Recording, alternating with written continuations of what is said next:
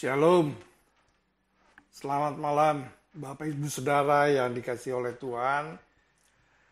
Saya berharap hari ini kita dalam keadaan yang sehat, dalam keadaan yang sukacita. Amin. Seperti biasa, kita akan mendengarkan renungan secara singkat, tapi sebelumnya saya akan naikkan satu pujian. Pujian yang mengatakan bahwa bagi Tuhan tidak ada yang mustahil. Buat kita mungkin banyak hal mustahil untuk dilakukan. Tetapi bagi Tuhan tidak ada yang mustahil. Haleluya Yesus.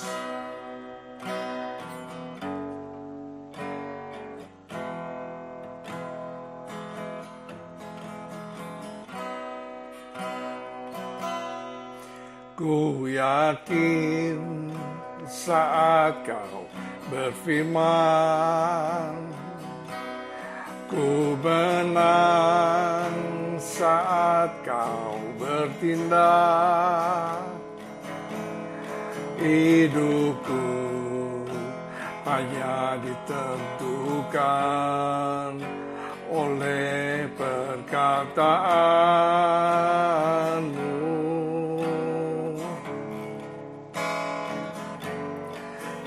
Aman karena kau menjaga, ku kuat karena kau menopang. Hidupku hanya ditentukan oleh kuasa-Mu.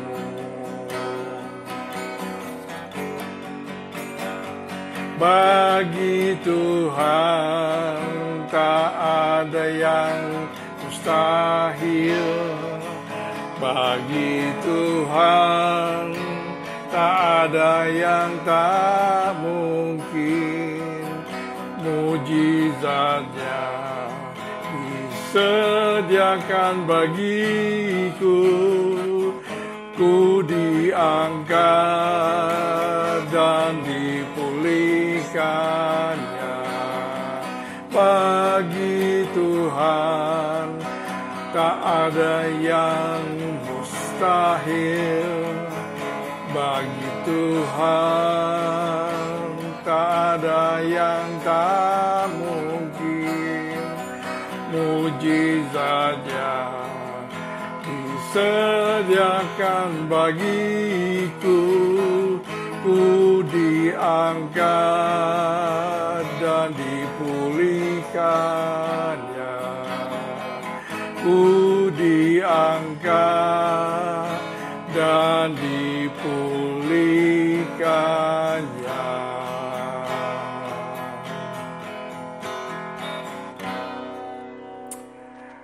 Amin. Bagi Tuhan tidak ada yang mustahil. Saudara yang dikasihi Tuhan, hidup ini kadang-kadang terasa berat. Apalagi kalau kita melihat pada kenyataan. Hari-hari ini kita melihat bahwa dunia semakin kacau. Dunia semakin tidak menentu. Apalagi kalau kita melihat berita-berita ya di televisi, politik, bahkan masalah perekonomian pun. Banyak orang mengalami kesulitan, saudara. Tetapi yang mustahil bagi kita, bagi setiap anak-anak Tuhan, tidak ada yang mustahil bagi Tuhan. Amin. Sepanjang kita mau berserah, sepanjang kita mau bersandar kepada Tuhan Yesus, Tuhan akan membuka jalan. Bahkan Tuhan akan menolong setiap kita. Amin. Nah, di dalam kehidupan kita ini, seringkali kita ini mata hati kita tertutup. Kita tertutup oleh persoalan-persoalan pribadi, persoalan-persoalan yang besar, bahkan persoalan yang kecil sekalipun. Mata kita tertutup. Kita sulit sekali melihat bahwa Yesus ada beserta dengan kita. Kenapa bisa begitu, saudara? Itu dia. Karena persoalan-persoalan itu di mata kita lebih besar timbang kita melihat Yesus. Timbang kita melihat bahwa Allah betul-betul ada di dalam kehidupan kita. Kita melihat permasalahan itu jauh lebih besar. Saya mengajak kita melihat ada satu peristiwa yang sangat penting, yang boleh menjadi contoh buat kita semuanya. Itu cerita tentang di dalam Lukas pasal 24 ayat yang ke-13 sampai dengan ayat yang ke-16. Saya akan lihat dulu di dalam kitab Lukas. Wah, terlalu kecil Alkitab saya. Ya. Nah, saudara, ini ada dua, saya nggak akan bacakan, saudara sudah tahu, baca sendiri di rumah. Ada dua orang murid Tuhan Yesus yang mereka sedang melakukan perjalanan ke Emmaus. Nah, dua murid ini sama sekali tidak mengenali Yesus ketika mereka itu sedang dalam perjalanan ke Emmaus. Ya, Tuhan Yesus datang menghampiri, bertanya kepada mereka. Tetapi mereka sama sekali tidak menyadari bahwa yang bertanya ini adalah Tuhan Yesus. Yang memang sudah disalibkan. Mereka sama sekali tidak menyadari.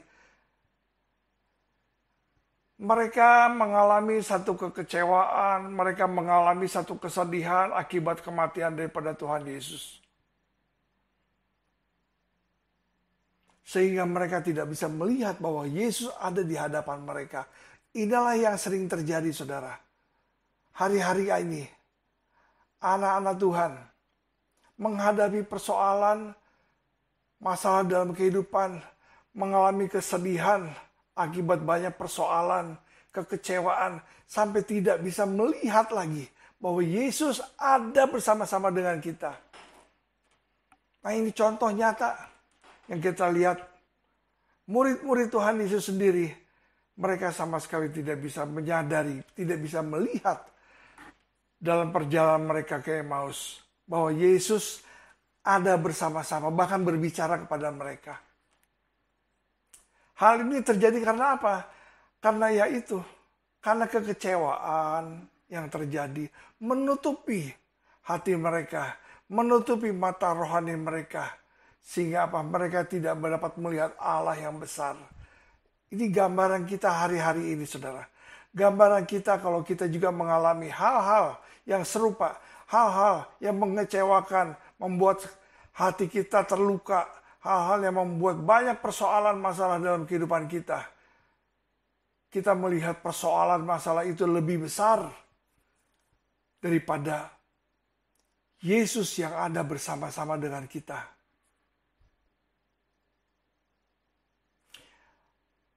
Ingat bahwa kepahitan hati sama sekali tidak mengerjakan sesuatu yang baik di dalam kehidupan kita. Amin. Sama sekali. Bahkan kepahitan itu, kita banyak sekali ya mendengar cerita kepahitan, kebencian, dendam.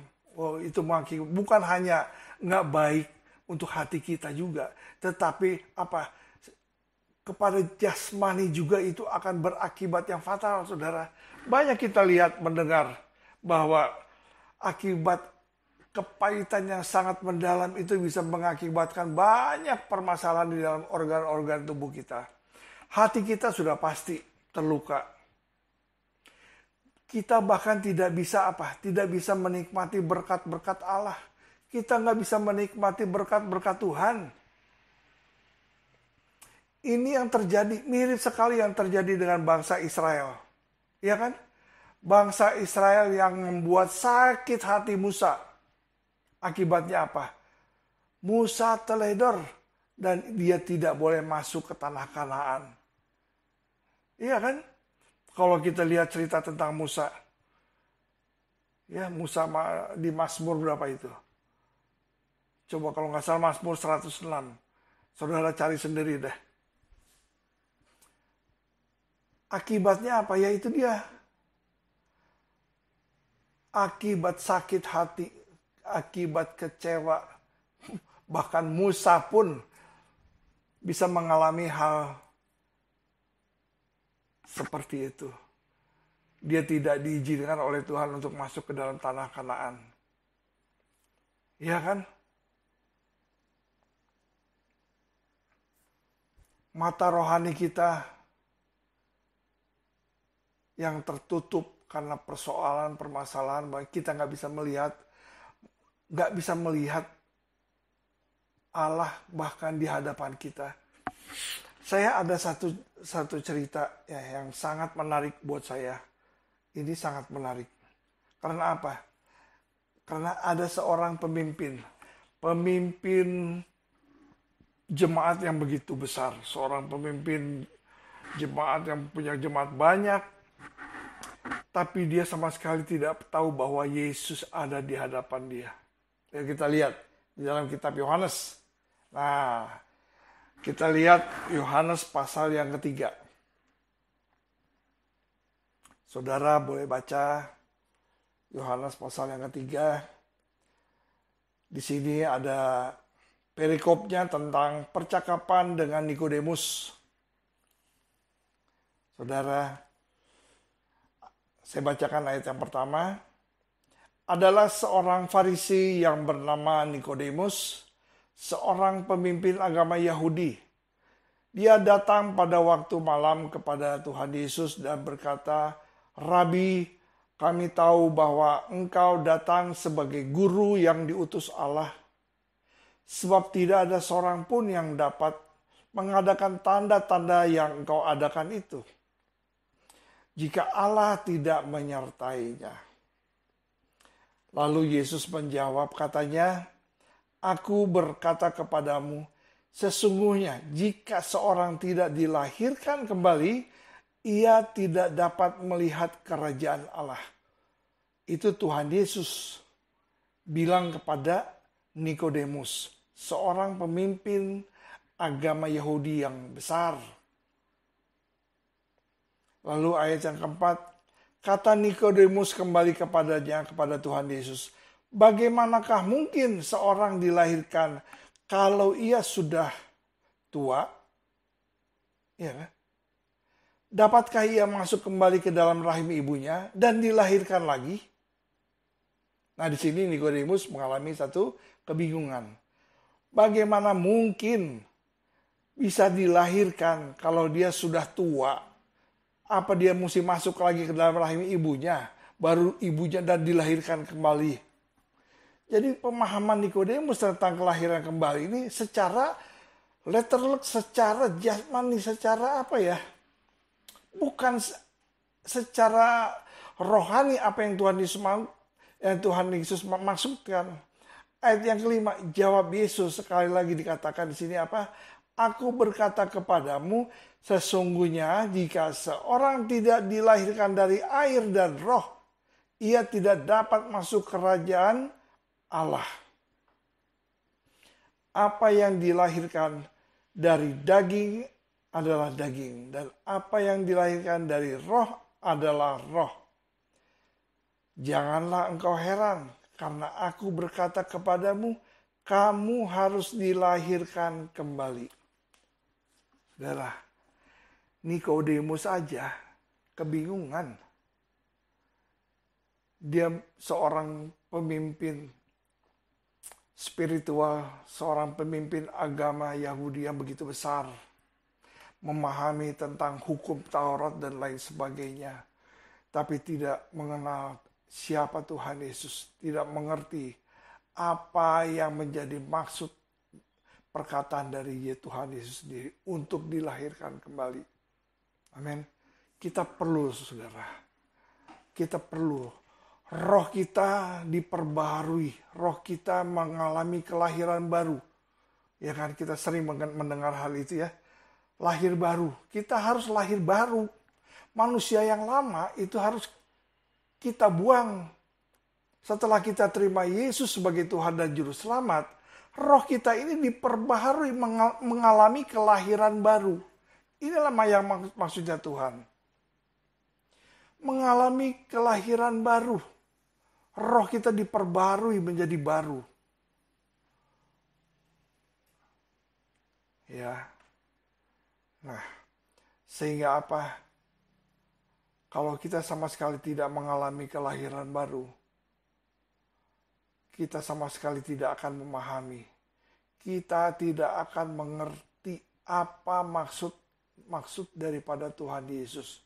Kita boleh aja banyak belajar baca firman Tuhan, tetapi sepanjang kita tidak lahir baru, roh kita tidak diperbaharui lagi, kita nggak bakalan bisa mengerti makna daripada firman Tuhan. Maksudnya apa? Saya juga saudara baca firman Tuhan, seringkali saya nggak paham apa, nggak mengerti apa maksudnya. Tapi saya harus berdoa, minta Roh Kudus yang menjelaskan, minta Roh Kudus memberikan pengetahuan, memberikan hikmat, supaya memahami apa sih yang dimaksud oleh Tuhan. Ya kan? Kalau kita belajar di sekolah teologi ya itu bagus sebagai pengetahuan. Kita belajar membaca firman Tuhan, bagus sebagai pengetahuan. Tapi Tuhan pun mengatakan kepada kita supaya apa? Merenungkan firman itu siang dan merenungkan, artinya direnungkan. Kalau kita baca misalkan satu perikop aja, kita renungkan maksudnya apa sih? Maksud daripada perkataan ini apa? Supaya kita bisa memahami. Kita minta Roh Kudus untuk supaya kita bisa mengerti, memahami, berdoa, minta. Karena kemampuan kita sangat terbatas. Amin. Otak kita sangat terbatas. Kepintaran kita sangat terbatas. Allah yang sangat tidak terbatas. Jauh melampaui akal pikiran manusia. Sangat jauh, saudara. Oleh karenanya kita perlu mengalami yang namanya kelahiran baru. Amin. Supaya mata rohani kita lebih peka, saudara. Saya baru tadi pagi berbicara dengan seseorang. Seseorang ini memiliki kepekaan yang luar biasa. Karena apa? Karena hubungannya begitu erat dengan Tuhan. Hubungannya begitu intim dengan Tuhan. Sehingga memiliki kepekaan yang luar biasa. Itu karena apa? Yaitu karena hubungan intim itu penting, saudara. Berhubungan intim dengan Tuhan. Kita berdoa, masuk ke dalam hadirat Tuhan. Roh kita yang bersekutu dengan roh Tuhan. Kita merasakan ada damai sejahtera. Kita merasakan ada sukacita. Nah kadangkala kita bisa mendengar suara Tuhan. Amin. Kadang-kadang kita mendengar pesan-pesan Tuhan. Oh, luar biasa, saudara. Makanya saya mengajak kita untuk sama-sama ikut di menara doa. Bukan hanya sekedar kita saling mendoakan saja, tetapi kita bisa masuk ke dalam hadirat Tuhan. Di menara doa kita benar-benar bisa bersekutu dengan roh Tuhan. Ada kedamaian, ada sukacita, beban-beban berat yang kita sedang pikul itu rasanya sepertinya terangkat. Ya, saudara. Baik, kita lanjutkan. Nah, kepahitan juga ini dapat diibaratkan dengan apa? Ya, Tuhan Yesus merasakan bahwa kepedihan, kesakitan, penderitaan sewaktu di kayu salib kita melihat film Passion of the Christ itu ya, luar biasa penderitaan. Ya, paku yang ditancapkan ke kayu, bahkan setelah dicabut pun itu akan terdapat bekas payu di kayu tersebut. Padahal kepahitan hati sebenarnya bukan hal yang besar, saudara. Bisa aja orang yang melukai hati kita itu sama sekali sebetulnya nggak sadar. Atau bahkan nggak pernah memikirkan. Iya kan? Iya. Nah itu kita sendiri yang rugi tuh kalau begitu. Kalau di gereja biasanya kan begitu.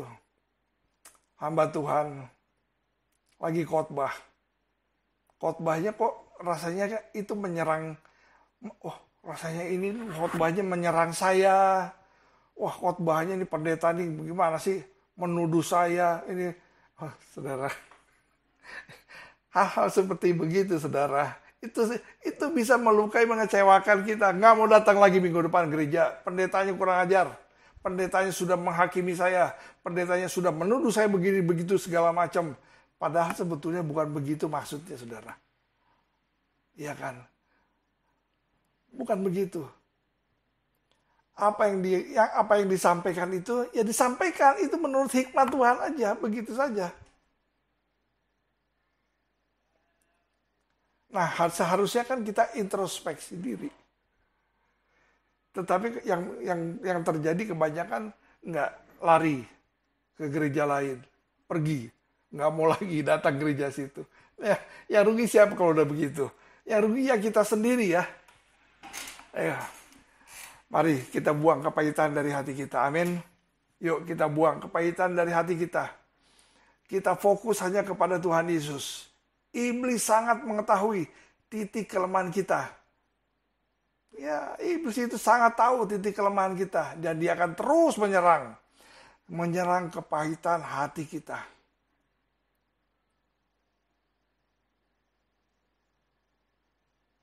Terus bagaimana sih caranya kita bisa membuang kepahitan?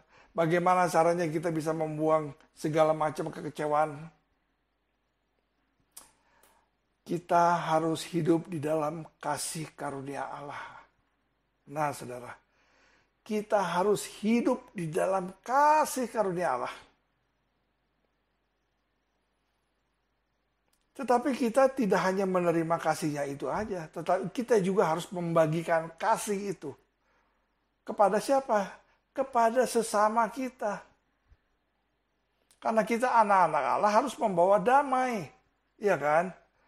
Kita anak-anak Allah ini harus membawa damai sejahtera. Kemarin sudah saya singgung juga. Kita sebagai anak-anak Allah yang harus membawa damai sejahtera. Jangan sampai kita ada di sekitar orang pada lari gara-gara nggak nyaman. Ada kita bilang, wah si ini tukang gosip, si ini tukang provokator, si ini wah segala macam. Ya, kalau kita ada di tengah-tengah orang merasa sukacita, orang merasa nyaman, orang merasa damai, itulah sebut kita membawa damai. Anak-anak Tuhan harus seperti begitu. Amin. Kepahitan itu adalah permusuhan yang terpendam. Ya. Yang sedang secara pelan-pelan itu meracuni seluruh hati kita. Seluruh batin kita. Amin, saudara. Ya, saya tidak akan lama-lama untuk sharing malam hari ini. Ayo, saya mau mengajak kita bersama-sama untuk kita melupakan segala kekecewaan, segala sakit hati, ya kan? Persoalan, bahkan terhadap keluarga, ya kan? Bisa aja terjadi. Di dalam keluarga kita mengalami kekecewaan yang besar. Bukan hanya kepada tetangga-tetangga atau kepada teman-teman. Bahkan di dalam keluarga sekalipun kita bisa mengalami kekecewaan, saudara. Ayo kita hindari. Hindari segala macam yang namanya kekecewaan. Buang kepahitan dari hati kita. Jangan beri kesempatan kepada iblis. Jangan berikan ruang kepada iblis untuk terus menyerang kita. Sehingga apa? Akan membuat kita hidup merasa tidak nyaman. Hidup penuh dengan kebencian, hidup penuh dengan kekecewaan. Tetapi mari kita hidup dengan kasih karunia Allah. Amin. Dan fokus kita kepada Tuhan Yesus. Kita sudah memiliki roh yang diperbarui. Kita sudah mengalami kelahiran yang baru, saudara. Mari sama-sama kita hanya fokus kepada Tuhan, bergantung sepenuhnya kepada Tuhan Yesus, dan memiliki hubungan yang erat dengan Tuhan. Hanya itu jalan satu-satunya, saudara. Supaya kita tidak mengalami yang namanya kepahitan, kecewa di dalam kehidupan kita. Amin. Mari kita tutup dalam doa. Renungan yang singkat malam hari ini. Kembali kami bersyukur ya Tuhan. Terima kasih untuk renungan yang singkat ini. Ajar kami memahami Tuhan Yesus. Ajar kami memahami supaya kami memiliki hati yang bersyukur kepadamu ya Tuhan. Memiliki hati yang mengasihi Engkau, terlebih mengasihi sesama kami Tuhan. Biarlah kami boleh menjadi orang-orang, menjadi anak-anak Tuhan yang membawa damai sejahtera. Kami mau Tuhan membuang segala macam kekecewaan, kepahitan dalam kehidupan kami ya Tuhan. Kami tahu kami tidak ingin menyimpan kepahitan, kekecewaan dalam kehidupan kami ya Tuhan. Kami tahu itu akan sangat merugikan kami. Oleh karena itu tolong kami Tuhan. Tolong kami Tuhan. Kami tidak mampu Tuhan Yesus. Tolong ya Bapa. Kami ingin hidup di dalam damai sejahtera Tuhan. Kami ingin hidup di dalam sukacita Tuhan. Bahkan kami ingin hidup di dalam berkat-berkat Tuhan yang luar biasa itu. Terima kasih Bapa, terima kasih kami percaya Tuhan sudah memberkati kami semua malam hari ini melalui perenungan ini. Pengurapan-Mu turun atas setiap kami semua yang mendengarkan firman-Mu. Dalam nama Tuhan Yesus terpujilah. Haleluya, haleluya. Shalom, selamat malam, selamat beristirahat. Tuhan memberkati kita semuanya. Amin.